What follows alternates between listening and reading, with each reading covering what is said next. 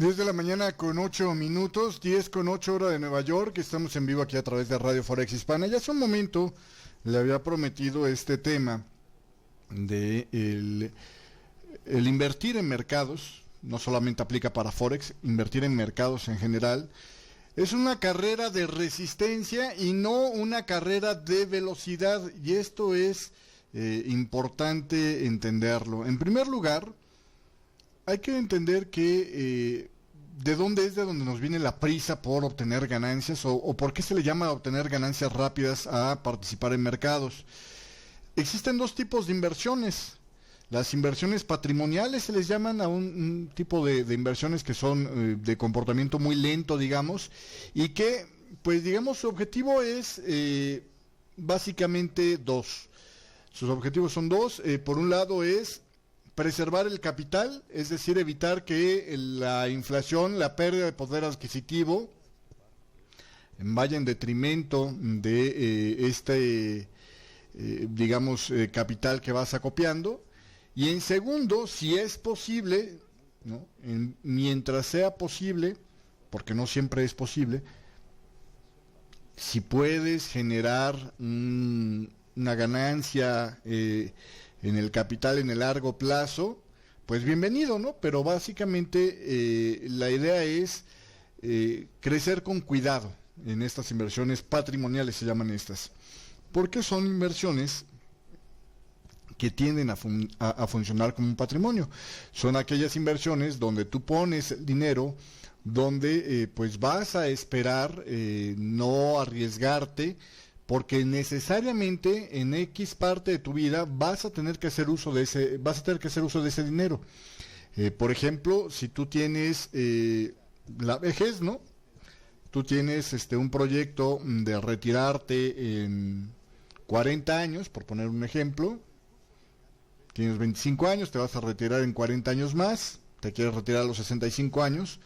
Bueno, pasando esos 40 años, a fuerza vas a tener que retirarte. No puedes decir, bueno, es algo que, pues ni modo, no se dio y pues voy a seguir trabajando, ¿no? Es un escenario muy incierto al que te enfrentas cuando tomas esa decisión. Entonces tienes que tener cuidado en tener ese dinero para cuando llegue ese momento. Por lo menos lo esencial, ¿no? Hay por ahí un dicho que dice, pues en tu plan de pensiones, la sobrevivencia y los lujos en las demás inversiones, ¿no? Y creo que es un buen dicho. El otro tipo de inversiones, que es el que tratan lo que hacemos nosotros aquí en el día a día, es precisamente las inversiones de riesgo, aquellas donde lo que vamos a buscar es tener ganancias de dinero relativamente más rápido a comparación obviamente del otro tipo de inversiones, de las patrimoniales, ¿no? Y bueno, para poner un ejemplo, ¿no? Mientras que, por ejemplo, una inversión que sea patrimonial y te dé la inflación más 1 punto, 2 puntos adicionales de interés al año, se consideran buenas inversiones patrimoniales, ¿no? Es decir, que te den una ganancia real, es decir, que la tasa de interés que te generen o los rendimientos que te generen esas inversiones cubran toda la inflación y si es posible 1 o 2 puntos porcentuales más, ya estás en caballo de Hacienda, o sea, ya es una buena inversión. Así de ese tamaño es la velocidad de estas inversiones. Obviamente en las inversiones patrimoniales se exige demasiada aportación de capital, ¿no? O sea, para que funcione tienes que poner cuotas constantes y sonantes de muy buena parte de lo que vas a estar acopiando. ¿Por qué? Porque el crecimiento es muy lento, ¿no? Entonces, aunque si reinviertes los intereses, como se espera que lo hagas en este tipo de inversiones, y tengas las ventajas del capital con interés compuesto, pues la verdad es que la velocidad va a ser lenta, ¿no? Entonces, solo te va a ayudar a adelantar un tramito de lo que necesitas como suma al final de ese proyecto. Por el otro lado, las inversiones de riesgo son la otra cara, son las que te permiten con poco dinero, porque se supone que la mayor parte de tu dinero lo tienes ocupado en inversiones de patrimoniales. Entonces, el pequeño excedente que tienes, que puedes estar manejando mucho más arriesgado, porque si lo pierdes no pasa nada crítico, no pasa nada más allá del malestar, digamos, de haber perdido esto, ahí puedes tú ir a buscar más velocidad, ¿no? Y entonces es que se buscan tasas de retorno o de réditos mucho más interesantes, mucho más atractivas, vamos a decirlo así. Y por eso es que se consideran inversiones de mayor velocidad. Pero esto no significa que vayas a correr con riesgos desmedidos. Y más aún cuando ya habitualmente estás invirtiendo en este tipo de opciones, digámoslo así, ¿no? Las inversiones de riesgo son muy parecidas a, por ejemplo, cuando alguien pone un negocio. Si tú pones un negocio, esperas ganar más dinero que si el dinero lo estacionas en el banco o si el dinero lo estacionas en un seguro, en un fondo de inversión, y aún así de esos que tienen mayormente títulos de deuda, etcétera, etcétera. Cuando tú tienes un negocio, tratas de que ese negocio genere suficiente ganancia, inclusive para poder depender de este para tu diario vivir, ¿no? Ese es el objetivo de mucha gente que pone negocios. Sin embargo, esto no significa que vayas a pues hacer locuras con ese negocio, ¿no? Es decir, no juega mucho la idea de, por ejemplo, tengo el capital para abrir, no sé, una cafetería, ¿no? Y tengo algún capital para amortizar las malas rachas, digamos, en la cafetería. Si yo fuera demasiado arriesgado, diría, espérate, ¿para qué si yo tengo este otro capital para amortizar lo que es el tema de las malas rachas de la cafetería? Mejor abro 2 cafeterías a la vez, ¿no? Y las abro sin capital. ¿Cuál sería la consecuencia de hacer eso? Pues probablemente en la primer mala racha de alguna de las dos quebráramos negocios, ¿no? Esa sería la posibilidad. Lo mismo pasa en lo que es el invertir en mercados. Tienes que tener ciertas reglas de precaución. Y al hablar de reglas de precaución, la primera, la más importante, preservar el capital es esencial, es lo más importante. Y hay muchas de las actividades que tomamos como inversionistas para precisamente cubrir este rublo de preservar el capital, que es el importante.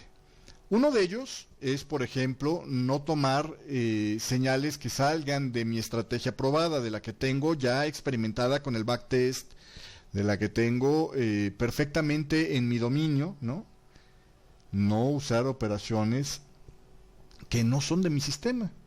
Por mucho que mi mejor amigo me las haya recomendado, que sutano fulano, que es un genio en esto, las haya recomendado, no hay que tomarlas. ¿Por qué? Pues porque simplemente cuando tú tomas una de estas decisiones, estás tomando un ejemplo aislado, ¿no?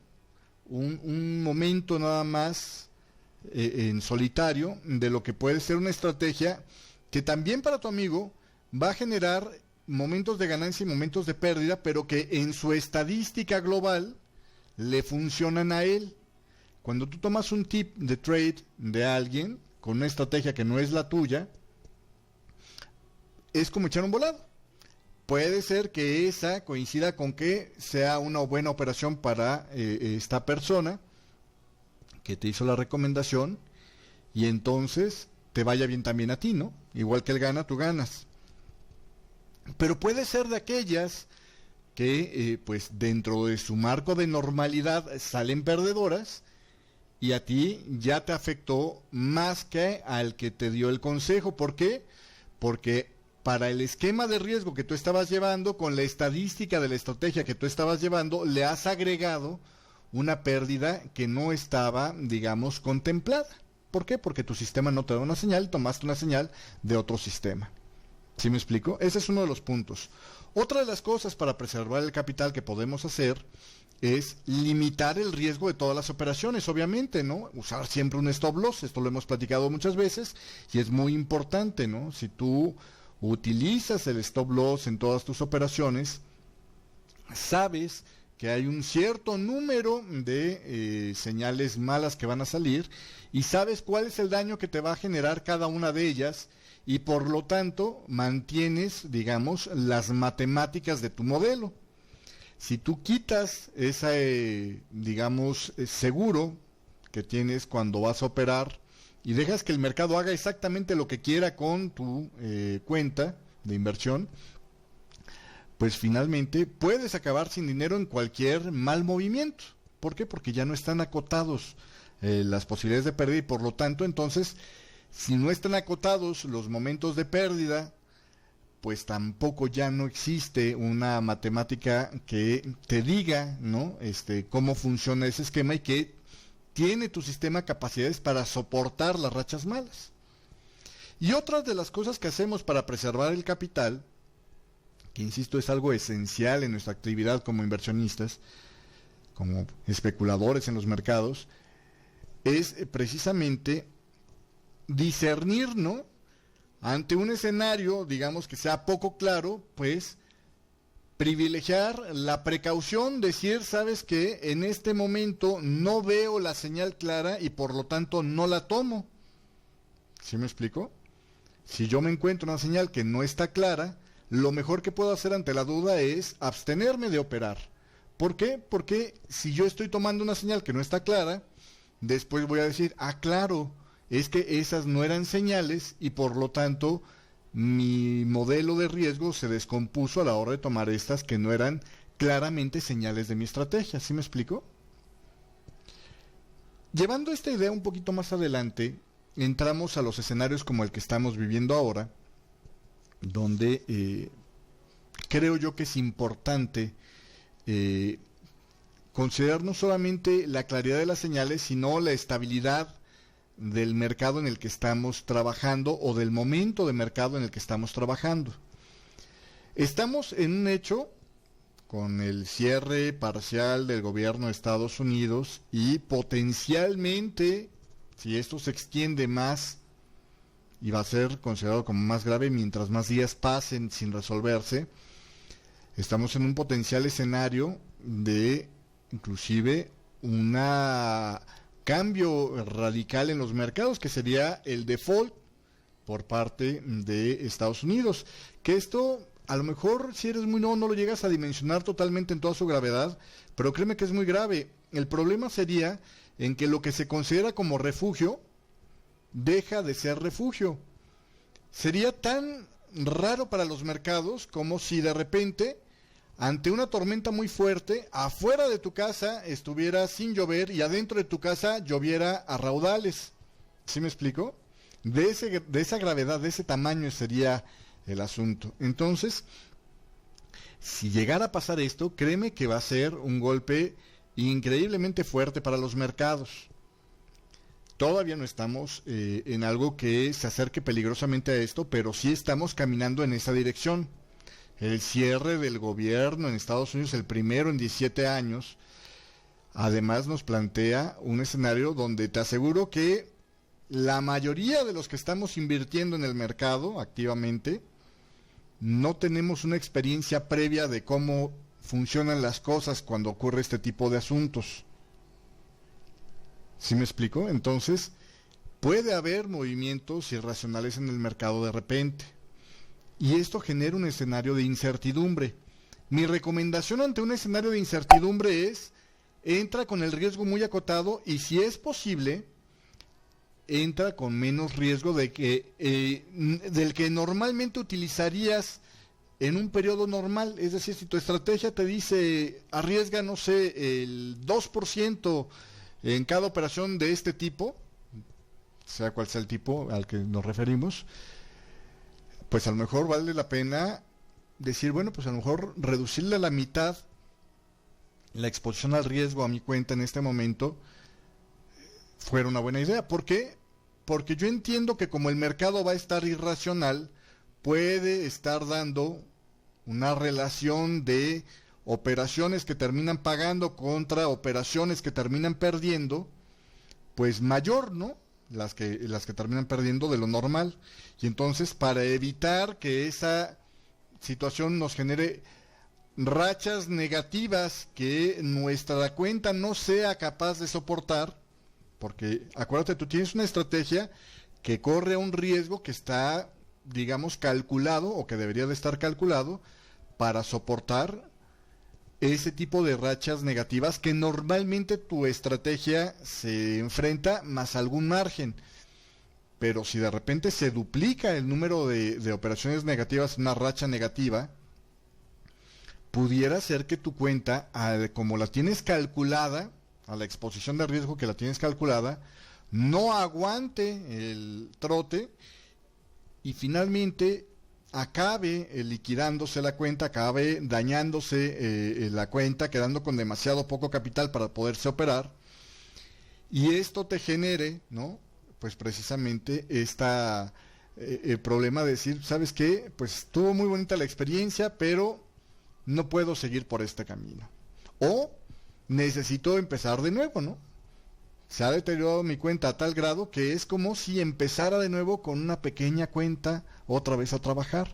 Entonces es muy importante que tengas esto en mente, ¿no? Ante un escenario poco claro, evita entrar si es de una cosa de una operación, pero si el escenario en general, el entorno de días y días que estás viviendo por delante, presenta realmente situaciones atípicas, reducir el tamaño de exposición en tu cuenta, créeme que puede ser la diferencia. Tomar esta decisión de reducir tu exposición puede ser la diferencia entre mantenerte operando, pasar la tormenta y seguir adelante, o simplemente decir, pues yo lo intenté, pero me tocó la de malas de la crisis del gobierno de Estados Unidos o toda esta serie de incertidumbres que tenemos, y pues simplemente no pude sobrevivir el periodo. Me hubiera gustado seguir en esto, pero ya no pude, ¿no? Imagínate de grave así podría ser el asunto. Entonces, una reflexión que quería yo compartir, sobre todo, pues empezando, porque estamos empezando a vivir, llevamos ya desde que tronó la crisis subprime, desde el 2008, llevamos en escenarios donde no hay experiencia de la gran mayoría. Sobre el tema de la crisis subprime, te puedo asegurar que nadie vivo y que siga operando había vivido una crisis como esa, donde la caída de los mercados fuera tan grande como el de los años 30 en Estados Unidos, ¿no? O sea, por puras matemáticas dices, nadie que esté operando activamente puede estar vivo si vivió en los años 30 ahora, o tuvo experiencia de los años 30 si está operando ahora, ¿no? Y a esto se han ido agregando escenarios, digamos, más o menos peligrosos, como por ejemplo el inflar las hojas de balance de los bancos como no había precedentes en la historia, y eso es algo que todavía va a pagar factura más adelante. El escenario de tener precisamente el cierre del gobierno es otra cosa que en 17 años no se había vivido. Por ejemplo, revisando algunas cifras, no hay un antecedente de nóminas no agrícolas, hasta donde yo pude enterarme, no hay un antecedente de nóminas no agrícolas con esta realidad de un cierre de gobierno, porque el dato como tal no se emitía hace 17 años. Entonces no hay una estadística como esta de saber cómo reacciona el mercado cuando por fin se entera de este dato, cuando se reabre o se activa esa parte del gobierno que puede emitir esa información. Nos van a estar faltando fundamentales. Ya pasó ahorita a las 10 de la mañana que no tuvimos el dato de la construcción, solo tuvimos el del ISM, que por cierto quedó en 56.5. Y son cosas, 56.2, perdón, en septiembre. Son cosas que afectan, ¿no? Al mercado, que afectan la liquidez del mercado, por ejemplo, que puede provocar movimientos abruptos, y todo esto genera, ¿no?, un escenario donde yo creo que vale la pena el replantearse los niveles de exposición al riesgo que estás tomando para cada cuenta en tu modelo de operación, donde tal vez sí tendrías que dejar un margen mucho más amplio para evitar que hubiera este tipo de problemas. La ventaja a cambio de esto es que pasando este periodo, si tú sobrevives, si actuaste con prudencia y sobrevives, vas a estar preparado para mercados mucho más difíciles que la gran mayoría de los operadores en el futuro, y probablemente inclusive puedas encontrar oportunidades donde los demás en su momento no las encuentren o no las van a ver, precisamente porque no tienen esa experiencia que ahora tú ya estás agarrando en estos momentos. Así que, pues a cuidarse. Recuerda que invertir en mercados, insisto, es una carrera de resistencia y no necesariamente de velocidad. Te voy a dejar